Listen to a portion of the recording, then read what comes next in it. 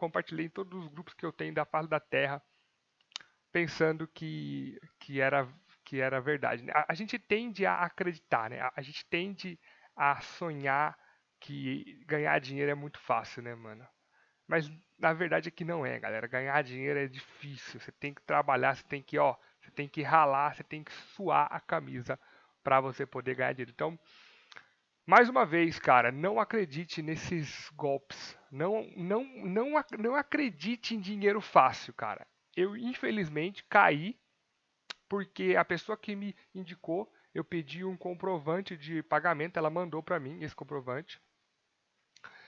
Só que eu não verifiquei as informações corretamente, né? O comprovante não é da Pay for Cloud, é de outra empresa, de outra coisa. Enfim, essa pessoa acabou me enganando aí para poder ter, para também poder ganhar em cima de mim. Só que na verdade ninguém tá ganhando nada, né? Porque ninguém vai receber nada. Vou te explicar por quê, tá? Aqui nas tarefas, para você conseguir completar elas, você tem que vir aqui e fazer esses cadastros aqui, ó.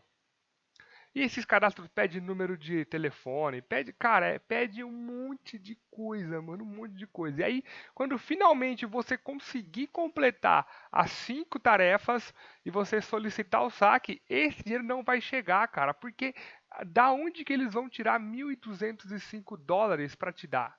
Não tem como. Pedro, e como que você ganhou essa grana? A cada clique que a pessoa der no meu link, eu ganho US$ 2. E a cada referência, eu ganho US$ 10.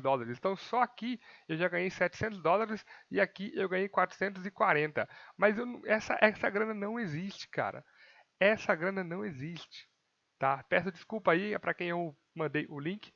Você que entrou nesse vídeo achando que ia ficar rico, que ia ganhar dinheiro fácil, vai trabalhar, vai trabalhar muito, vai trabalhar, vai se esforçar, vai estudar, porque é só assim que a gente vai conseguir um dia ganhar dinheiro na vida, um dia ganhar US$ 1.205 ralando, né? Ó, ralando aí o mês todo. Fechou, Androiders? Entra no nosso grupo do Zap, link tá na descrição, se inscreve no canal para mais vídeos como esse. Não deixa que ninguém te engane, tá? Desconfie. Dinheiro fácil, cara. Desconfie. Desconfie 99,9% das vezes. Valeu!